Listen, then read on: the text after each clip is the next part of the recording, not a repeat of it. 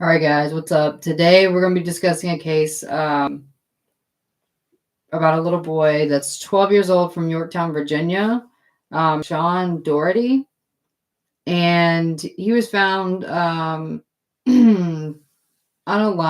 April 14th, 2022. It was ruled as a self-unaliving, but according to family and the evidence they have mentioned, they're not too convinced that that's what that was. And it does seem very suspicious from everything we've gathered as well. So we want to put the case out there. And the following we're going to read to you is going to be from the family's Facebook that they have made, and it's called What Happened to Sean. So we want to put the case out there and see what you guys think. So the first post is titled, What Happened to Sean? On April 14th, 2022, Sean got off the bus at about 3:02 p.m. and walked the distance of 2 houses to his front door. Via, the grandmother, was home watching the youngest brother, but was in a rush. As soon as Sean entered the house, she told him to watch the toddler who was asleep on the couch, and she exited. Ramona, who was Sean's mom, had just pulled up to the house to pick up Via for a medical appointment and called out to Sean as he entered the house and said she would call him from the car. He was to watch his brother for an hour while she took Via to the doctor. Sean happily agreed. He loved watching the toddler. He said he had homework to do and would complete his chores before gaming with his friends. He submitted his homework assignments online, one of which included him submitting a photo of himself holding up his work at 3:09 p.m. There was nothing out of place. From the car, Ramona called him a second time. She had just talked to her husband, who said their 2-year-old had been napping for almost 2 hours and needed to be woken up or he'd never sleep that night. Ramona called Sean to revise the plan and asked him to wake his brother up, give him a snack, and maybe watch a movie with him downstairs. Sean laughed and said, "Mom, I'm pooping, I got it." And they had a chuckle. His bathroom was on the second floor. Ramona called a third and final time from the car at 3:27 p.m. and Sean answered right away. She said that she realized he had been excited to play his games and suggested that Sean bring his brother with him up to the second floor so that he wouldn't have to change his plans. Sean loved that idea and said that he would get his brother all set up on an iPad upstairs with him. Perfect. She told him where the iPad was charging on the second floor so he could grab it and get everything set up. But first, before he woke his brother, he needed a snack. He took some jarred peaches out of the fridge, one of his favorite after-school snacks, and put one into a bowl. Sean's chore was to take the trash out, and we believe at 3:30, his alarm went off as he was preparing his snack, and he went upstairs quickly to complete his chore. He gathered the trash from the 2 upstairs bathrooms and came downstairs to gather the trash in the kitchen. This is where things get weird. The kitchen trash was never taken out. His Crocs were found next to the trash in the kitchen. No one in this house was ever barefoot, and in fact, Sean had a strange thing about being barefoot. He never walked around like that. He couldn't stand it. What happened as he was gathering the trash? Sean's 2-year-old brother recalls only that there was a friend chasing Sean around and punching him. He also said the man touched his arm. Was someone in the house? Who? Ramona's last call before she entered the appointment was the last time she or anyone spoke to Sean. He never logged in to play Fortnite with his friends. He never took the iPad off the charger for his brother. His Crocs were found upside down next to the trash, and the trash was never taken out. On the counter sat an untouched jarred peach. So it's an interesting timeline. So we know that he is in the house with his 2-year-old brother, and he's excited. He did his homework, and he's super excited to go play Fortnite with his friends. He just had to get his chores done and get his brother taken care of. So the next one I'm going to read you is from the sister, and this is who finds him. When she comes home, she finds her brother.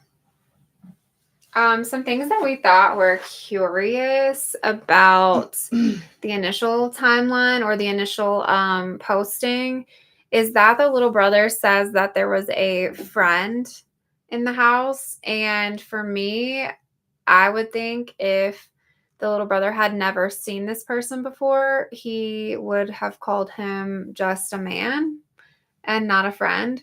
He did say the man touched his arm, but he specifically said that there was a friend in the house chasing Sean and punching him. And from what we know, from what we've read, is Sean didn't have friends over to his house, so it's not like it was like a neighbor friend or something like that they know of. He didn't really have friends that came over like that, so that was also a red flag. And his parents knew that he was at home by himself with the little brother, and they had been in contact with him. So for the little brother to say that it was a friend just makes me think that it was someone that he had seen before. Definitely. So this is right after we're going to pick up where she left off. Okay. Maria was Sean's older sister. She was 16. She had a tennis match after school that day. She was running home because her boyfriend, AJ, and his mother were picking her up for AJ's lacrosse game. When she got to the front door, it was locked. She rang the doorbell and knocked, and no one answered. Like, where is Sean? He was supposed to be home, right? She called her mother, Ramona, who told her to call Sean and advised that he was probably gaming upstairs. Maria was super annoyed because she was in such a rush. So she called Sean twice. She texted 3 times at 4:50. So we know the last time anyone spoke to Sean on the phone was 3:27. Ramona is now trying to reach out to Sean at 4:50 p.m. But there was no response. She decided to run around back to try and enter through the back door. And that's when she saw him. She froze at that moment, entering a state of shock as she tried to process what she was actually seeing. A person was hanging from their swing set, unnaturally, with a bag over their head. She looked around trying to figure out if she could get into the house before this stranger got to her. But she realized the figure was not moving, nor was it facing her. Utterly confused, she scanned the yard to make sure she wasn't alone, and locked eyes with a landscaper mowing the neighbor's yard, who was also very puzzled and just standing there. Suddenly, confident she wasn't alone, she came within a 15-foot radius and called out, "Hello?" But there was no response. Thoughts chaotically ran through her mind as she tried to process what she was seeing. The hands and the legs looked so familiar. It was Sean. Hysterically, she ran up to her brother and confirmed it was him by looking closely at his hands, which were bound to his waist by a belt and discolored from the lack of circulation. Screaming, she lifted her brother with one arm in hopes of releasing the pressure from his head and called 911 at approximately 4:54 p.m. With her other hand, she removed him from the hanging position by simply lifting the shoelace-type string over his head with 3 fingers, brought him down to the ground, and performed CPR for 6 minutes with the assistance of a 911 dispatcher until the EMTs took over. Sean was dressed in men's clothing, his arms so tightly bound to his waist that the EMTs made note of how difficult it had been to remove it. They had to unbuckle it and move it so they could administer the AED. He had a bag over his head, and his glasses were broken and found somewhere in the vicinity. His eyesight was so poor, he couldn't see without his glasses. How could this clumsy 12-year-old suspend himself in such an awkward position with a bag on his head while his hands are belted so tightly to his waist without being able to see? He was suspended by his chin, not his neck. And at any point, he could have just stood up and saved himself. But he didn't. His feet were dragging the ground, and his knees were bent merely inches from the ground. In fact, normal hanging injuries weren't present. It looked like he had been unalived elsewhere, and propped ornamentally outside, displayed in men's clothing and suspended like a doll. His knees were so close to the ground that you could see the bottom of his feet, and they were clean. How could they have been perfectly clean if he'd walked barefoot from the house to the swing set to their swampy spring yard? It was April, and the whole yard was mud and dust. Ramona, the mom, arrived from her appointment to find her house swarming with emergency medical personnel. She jumped out of her SUV and ran towards the commotion. She saw them working on Sean, and in that instant, the life that she had lived ceased to exist. As Sean's body jumped through the air with each shock from the AED, she knew they were too late.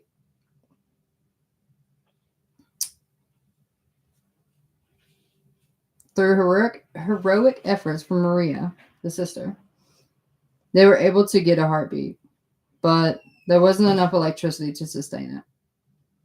They would find out later that Sean had actually been gone for quite some time, and there was no chance he would have been revived.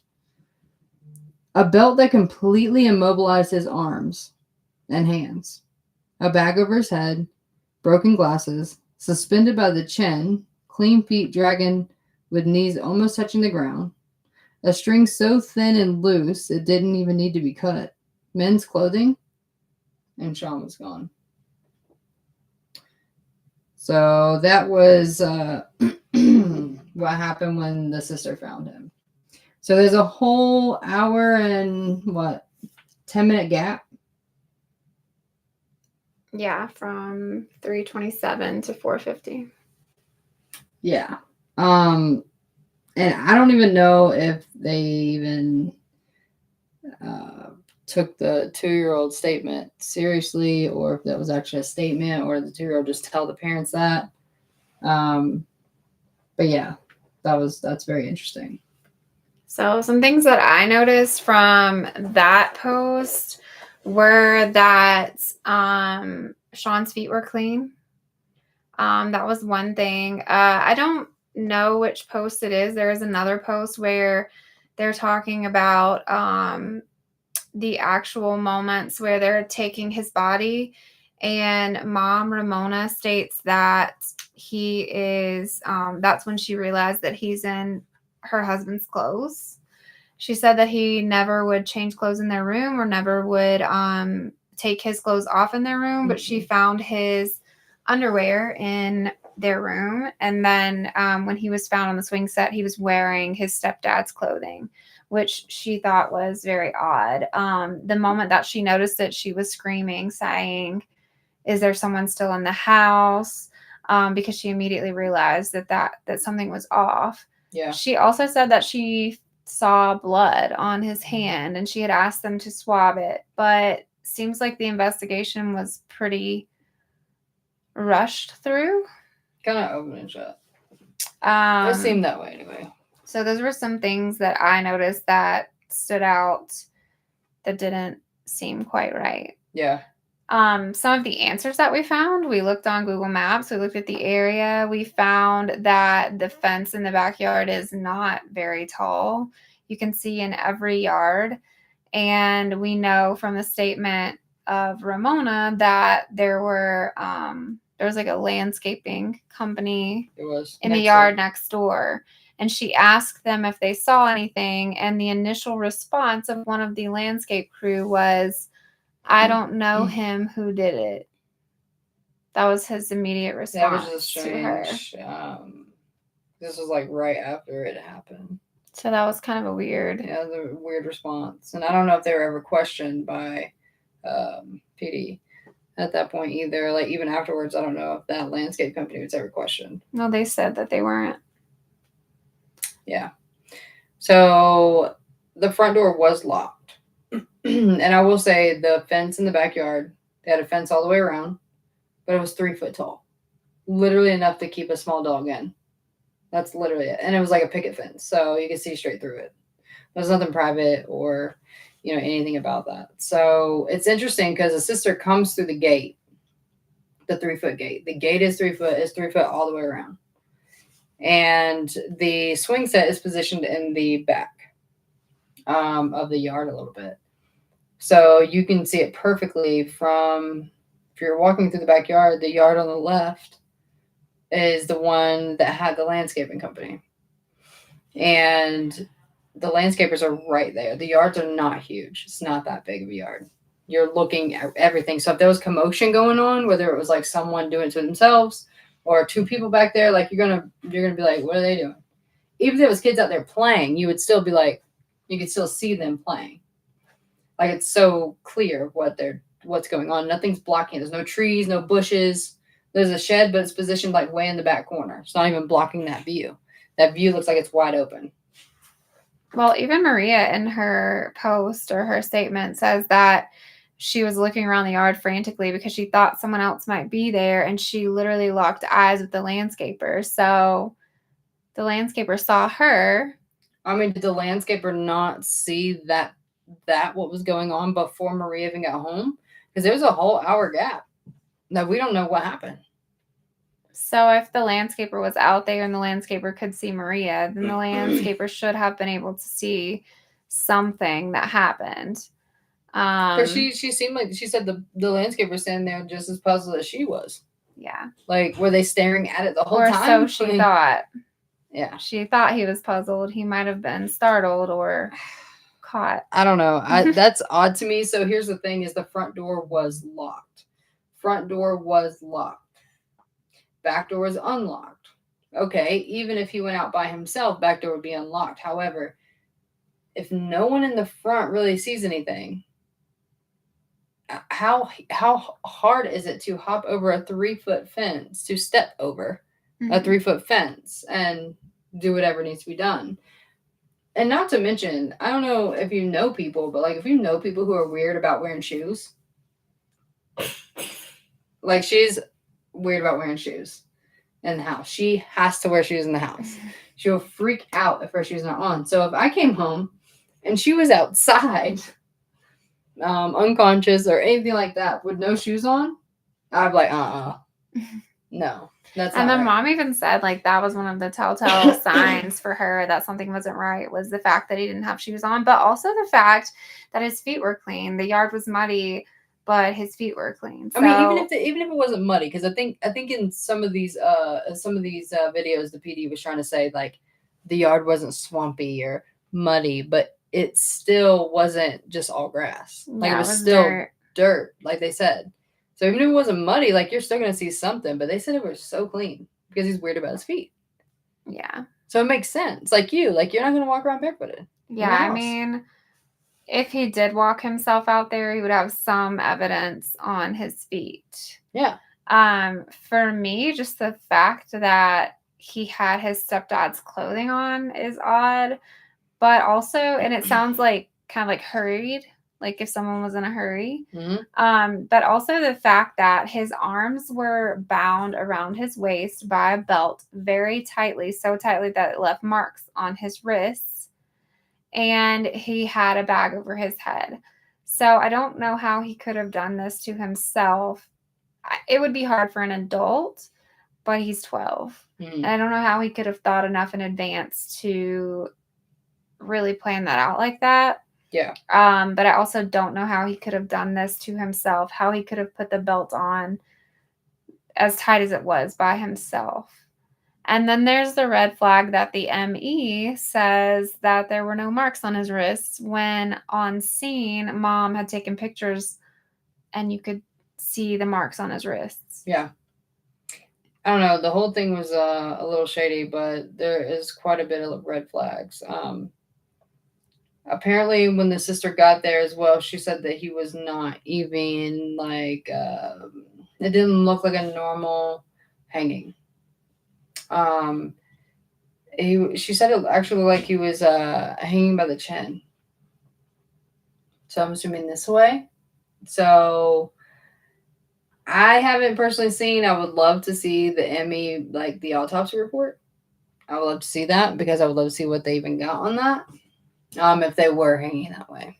Yeah, unfortunately in Virginia they don't release the ME reports unless you are next of kin. So we weren't able to get those, but We were able to find a good bit of information. The family did a really good job chronicling everything and like putting out a timeline and all of the evidence that they found. And they do a really good job at advocating for themselves. Yeah. They know that the police are saying that they're crazy and they just can't let go, but they're very aware that something's not right.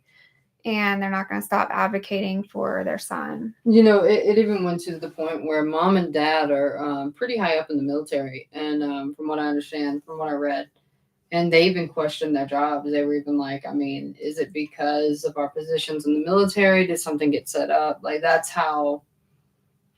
this is how serious this is to them, is how much it seems to be overlooked. Like, a lot of things seem to be overlooked. I mean, honestly, I don't know who's going to unalive themselves after making lunch for themselves and putting it on the counter. I don't know. That's odd to me. Like, that's a red flag for me. Like, you're like, ooh, I'm hungry. Let me go ahead and get this peach out. Ooh, my alarm's going off so I can do my chore. Yes, I want to get on Fortnite later, so let me go ahead and do that. You leave your peach there and gather all the trash, and then you go change into that wasn't a normal thing for him to go in their room either, especially not to go wear his clothes. For me, it was just super odd or alarming that he was checking off his tasks and making sure he was doing everything he needed to do and had made plans. Generally, if someone is planning to unalive themselves, especially that quickly, within that short of a weird window of time, they aren't going to make sure that they turn in their homework first or do their chore or, get their snack out that didn't even get back to eat. So to me, this scene looks like a scene in which he was checking off all of his tasks so he could play Fortnite with his friends. Mm-hmm. Part of those tasks was to get a snack out and take the trash out. And he was in the act of doing that when something happened that pulled him away from that, which is why he left his snack on the counter and the trash out. And his shoes were just left upside down, is what they said. His Crocs were upside down by the trash. Something else about that I mentioned or noticed is that if his shoes were upside down near the trash, it almost sounds to me like someone larger than him lifted him up really quickly and his shoes flew off or fell off. If he didn't have them, the straps on, They could have just fallen off. But to me, I think the most damning piece of evidence is the fact that the little brother says that there was a man in the house punching him. And chasing him, yeah. And chasing him. And that he touched his arm. And when they actually got inside, because when the mom first arrived on scene, she's dealing with the situation outside, and then she, needs to go find the other kid. So she runs through the back door and finds the toddler buried under a pile of laundry that they had. In the living room. Like, he had buried himself. He was hiding from the intruder and told her that he was scared and he was hiding. Like he had been crying for so long. Yeah, from the man. Waiting, I guess, for them to come home and get him. But if there were an intruder and he couldn't find the toddler quick enough and he needed to get out of there because Maria showed up, that would explain why the toddler was left behind. It's it's very interesting because I don't know exactly when Maria could have got there at 4:45, and she's banging on the door, ringing the doorbell, and then calling her mom. Calling her mom at 4:50. So, or no, she called her mom, and then she called Sean at 4:50. So she could have been there a good bit banging on the door. Mm-hmm. You know what I mean? Like, giving anybody a chance to do what they're going to do. But then again, that's still a long time. An hour? I mean, not a lot of people are going to come in and know that they can stay for an hour. Mm-hmm. And I don't know who knew their plans that day. I don't know who knew, because I will say it seemed like it was a spur of the moment thing with grandma having to go to the doctor. So that was kind of a thing. And it basically, like, a background that was just I don't know if they were checking her heart at the time, and the doctor basically said like that day she needed to come in for an emergency EKG. So mom actually left work, from what I understand, a little earlier, and came in and picked up grandma really quick and took her to get the EKG. Also, a lot of people were asking about the stepdad. His name is Jared. He does have an alibi. He was not anywhere in the area. He was with their 5-year-old at an appointment, like 45 minutes away. So he did have an alibi, and he was not home or in the area. And once mom called him and told him that she obviously didn't tell him like exactly what happened, but she said he was hurt. So to get home now, so he had left the appointment. So he has an alibi. A wonder that I have, we watched some other like coverage of the case, and there was one video where they were stating that the family had asked some people in the neighborhood, and just kind of like a few people in the neighborhood had gotten together, and they were trying to find surveillance footage if anybody had any. And the neighbor across the street on the corner, so facing Sean's house, had sent a screenshot of their surveillance to police, but they sent only a screenshot of the landscaper's truck. And when police requested further surveillance, or like, where's the rest of the video? Why did you just send this screenshot? That person never would fess up to why they only sent the screenshot of the landscaper's truck, but they also would never release their footage to authorities. Like, they would not release it to anyone. So for me, that makes me think, is there something incriminating on that footage that they don't want to release, and they want to just control like what police get to see, which is the landscaping truck, which is the most obvious suspect. But another thing that we had tossed around is, was there a registered offender in the neighborhood? Was there someone in the neighborhood who was watching Sean, knew what his habits were, knew what time he had his chores, knew when he would be at home alone, knew the vehicles and those kinds of things, and saw a window of opportunity because they had just sold their house. Sean's family had just sold their house, and they were actually renting it from the new owners until they were moving somewhere farther away. So was someone watching him and thought, I have to do this now, or I'm not going to get to the opportunity to do it? Was it about unaliving him, or was it about offending? I think we can also, like, I can see a story really well if I can see like the picture of the house and things like that. So we actually got the address and looked it up on Zillow because I need to see it. And interesting enough, that is the photos they took to sell that house. Like when the parents sold that house in 2022, it's still their photos. So the house looked exactly how it looked when they were there around that time. So it's very interesting to flip through those and look at the house and the backyard. And I'm pretty sure I can make another video after this, with those pictures on here, just so you can get an idea too of how the backyard looked and everything. But if someone was to do something like that, if it was someone else involved, that would be very difficult for someone to be in the front yard or parked in the driveway somewhere. They would have to escape out of the backyard. Because it's, and like I said, I'll put in the video and another video what it looks like, what the neighborhood looks like. Do you think it's possible that someone could have snuck in and hidden in the house at a time of day when it was convenient to do because they knew the comings and goings of the family? Possible, but and then also exited through the back door. It is possible. It is possible, but it seemed like the grandma was home all day with a 2-year-old, and grandma's like 79, 80 years old, something like that. So grandma was home with a 2-year-old all day. So on a normal day, it seems like grandma normally wouldn't leave. But would Because she that take a one, nap? possibly. Maybe she was secluded, maybe secluded herself, Because at I a certain know the time. 2-year-old was asleep when they Yeah. left. Yeah. So he was basically just watching the 2-year-old while he was kind of taking a nap.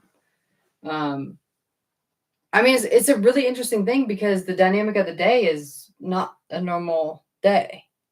Yeah. What's weird, and it's not like, and people are like, well, there's people want to say, well, there's no motive, for someone to do that to him, but also there's no motive for him to do that to himself.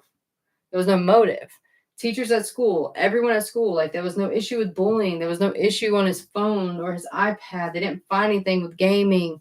They didn't find anything that would make him just want to do that. It's not like his mom left, and they were getting into an argument or something, or he was in trouble or something like that. No, he was excited. He was excited to come home and be able to watch his brother and be able to have his brother on his iPad while he's up there playing Fortnite.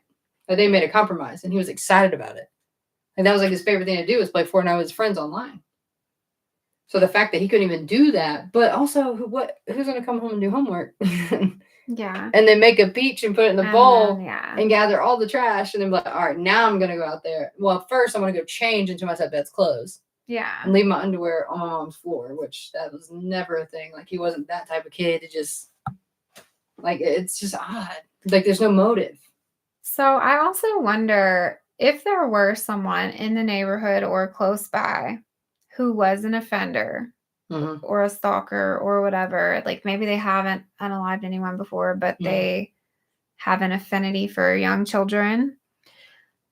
If there was someone like that close by or in the neighborhood who had been watching him and did know his patterns or whatever, when there's times where he might be home alone, because the mom did say when she left him there, she said she told him to watch the 2-year-old, and she said he was excited because he loved to watch the toddler. Yeah. So maybe that was something that happened a lot. That is. Maybe mom and grandma went to the store sometimes or something like that. And yeah, it's totally a thing. So maybe this person, if they were in the neighborhood, they knew that happened a lot. And maybe they had visited before during those times when it was just Sean and the toddler. And maybe that's why the toddler called him a friend. True. Maybe, yeah. Maybe it's just the thing that I don't understand is like I can understand if like if someone came through the back door, right? Or someone was already in the house. Mm-hmm. And then obviously it startled him and he takes off, right? And then whoever follows after him. Like I can get that part, but like the part I don't understand is the changing of the clothes. So that's what I'm saying. Like if it's someone who's an offender, they could have been taking the opportunity when he's at home alone to get close to him for a period of time, like several times over months or whatever it might be. That might be how they knew they were moving. And maybe this person was taking the opportunity to offend and accidentally harmed him, or he was fighting back, or something happened that he then had to clean up really fast because now the sister's coming home and the landscapers are outside or whatever it might be. Something like that could happen in a very short window. It is a decent sized house with some nooks and crannies in there. Like it's a 2 or 3 story house. I don't know. I guess it's considering a basement.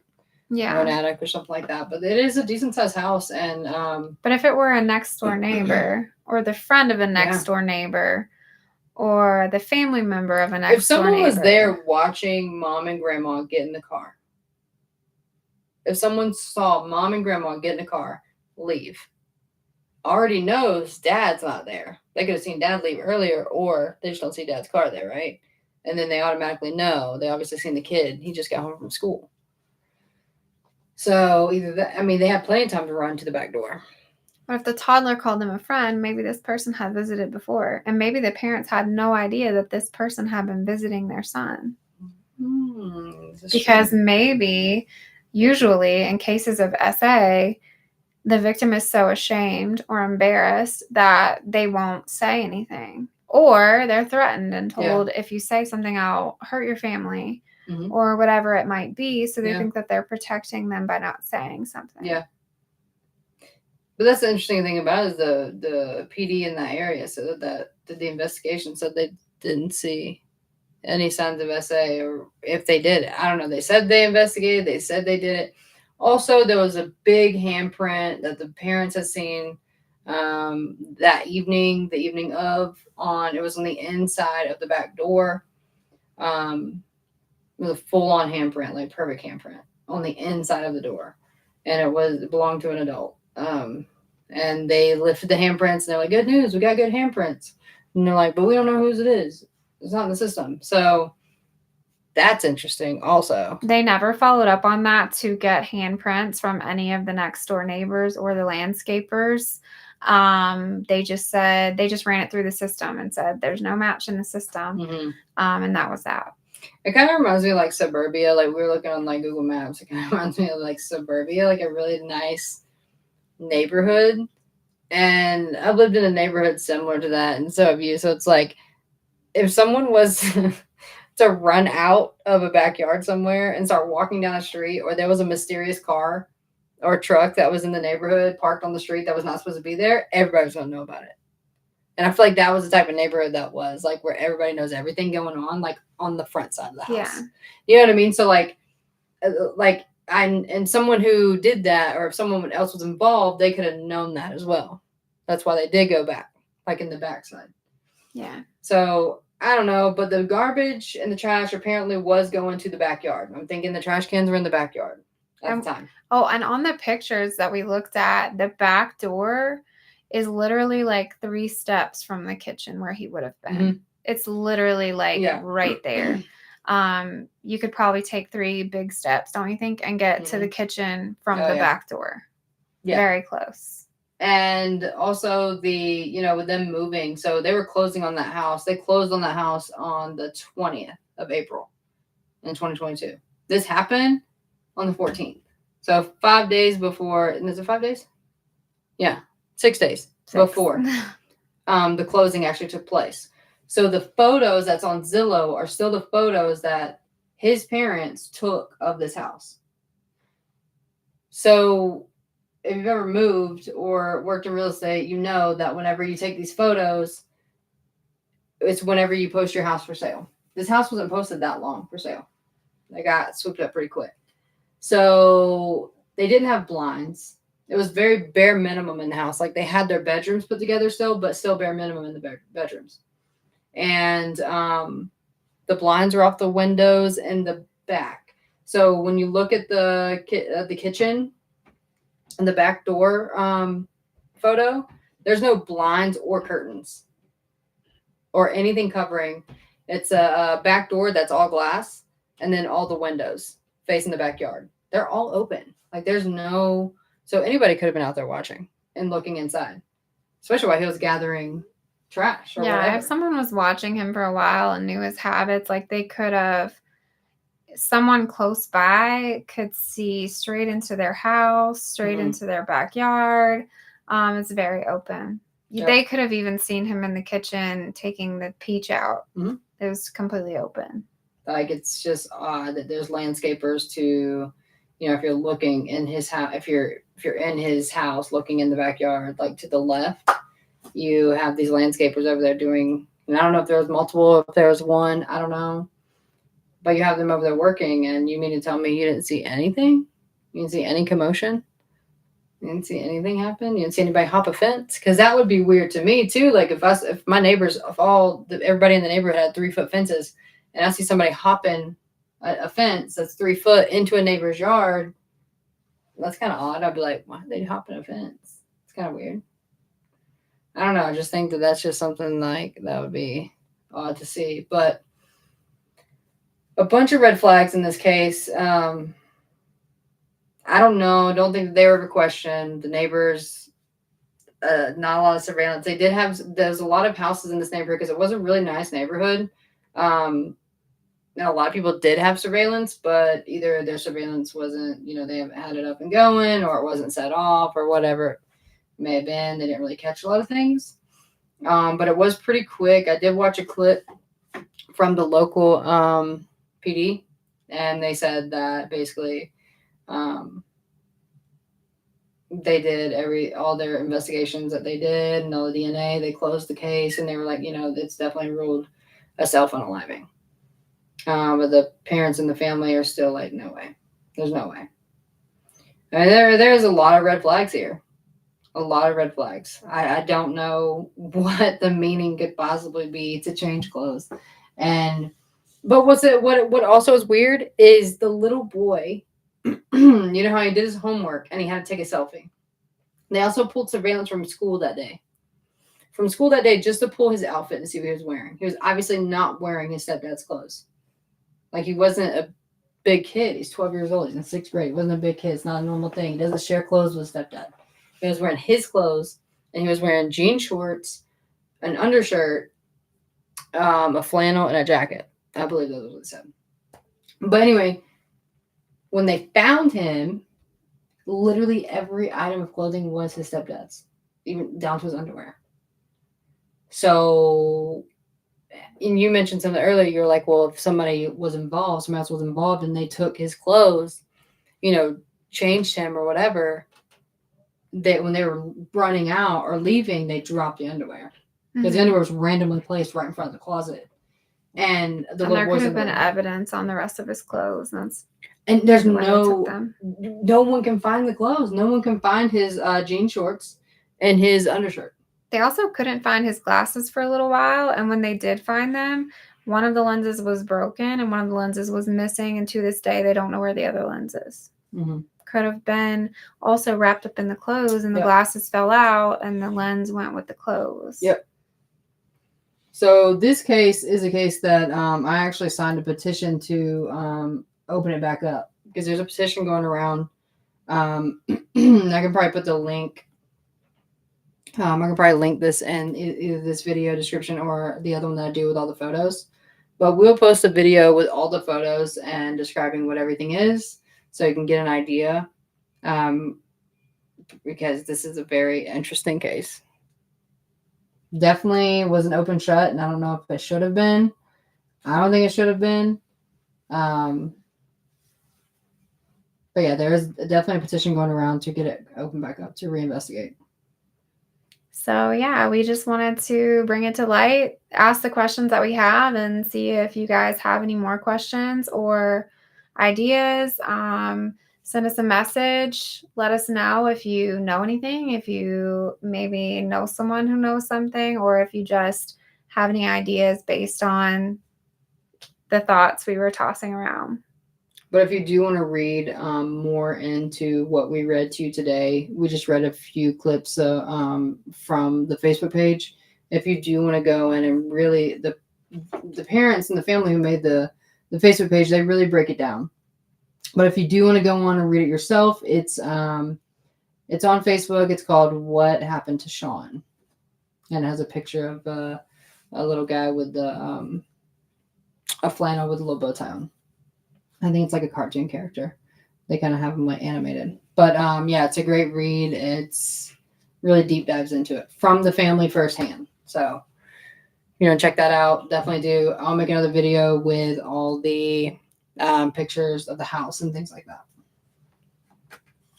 So thanks for tuning in, guys. Yeah, thanks to our huge audience. At least we got